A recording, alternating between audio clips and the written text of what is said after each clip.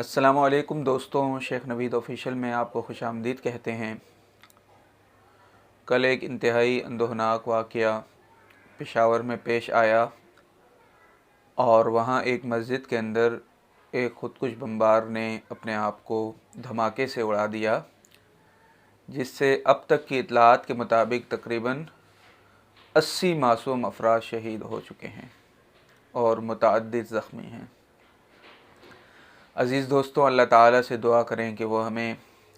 دہشت گردی کے اس عفریت سے بچائے جو اس سے قبل لاکھوں انسانوں کی جانیں پاکستان میں لے چکا ہے، اور یہ ہماری اپنی ہی غلطیاں ہیں۔ میں اگر سوختہ ساما ہوں تو یہ روز سیاہ خود دکھایا ہے میرے گھر کے چراغاں نے مجھے۔ ہماری اسٹیبلشمنٹ، ہماری عسکری قیادت، ہماری سیاسی قیادت، ان کی غلطیاں ہیں کہ انہوں نے بروقت اس فتنے کا سدباب نہیں کیا، اور آج یہ فتنہ دوبارہ سر اٹھا رہا ہے۔ پشاور والے اس سے قبل ہزاروں جنازے اٹھا چکے ہیں۔ KPK کے اندر ہزاروں خاندان اپنے پیاروں کو کھو چکے ہیں، قبروں میں اتار چکے ہیں، اور اب تک ان کے یہ دکھ، ان کی تکلیف اور ان کے مصائب ختم نہیں ہوئے۔ یقین کریں دل خون کے آنسو ہوتا ہے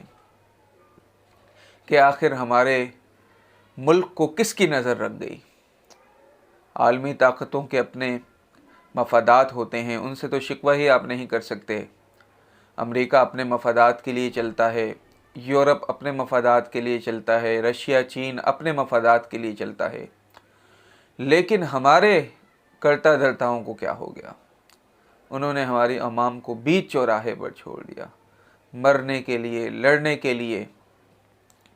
اور عجیب ایک طرح کا عذاب ہمارے اوپر نازل ہو گیا ہے کہ گھر میں نہ بجلی ہے، نہ پانی ہے، نہ گیس ہے، سڑکوں پر جائیں تو روڈ ٹوٹے ہوئے ہیں، مسجدوں میں آپ سکون کے ساتھ عبادت بھی نہیں کر سکتے کہ کوئی آ کر پھٹ نہ جائے۔ اللہ، یا اللہ تو ہماری حفاظت فرما، یا اللہ تیرا ہی آسرا ہے، یا اللہ تو ہی ہمیں اس جو عذاب ہے اور جو یہ مصائب کی آندھی ہے اور یہ مصائب کا جو طوفان ہے، یا اللہ تو ہی ہماری حفاظت کر سکتا ہے، اور ہمارے حکمرانوں کو، خصوصی طور پر ان لوگوں کو جن کے ہاتھ میں طاقت ہے، یہ نوشتہ دیوار پڑھ لینا چاہیے کہ اگر انہوں نے اپنے معاملات درست نہ کیے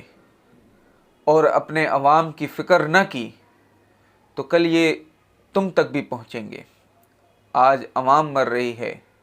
کل اشرافیہ بھی نہیں بچے گی، اور یہ تمہارے گھر تک بھی آگ پہنچے گی اور تمہیں بھی جلا کر خاکستر کر دے گی۔ تو خدارا آپ سے التماس ہے،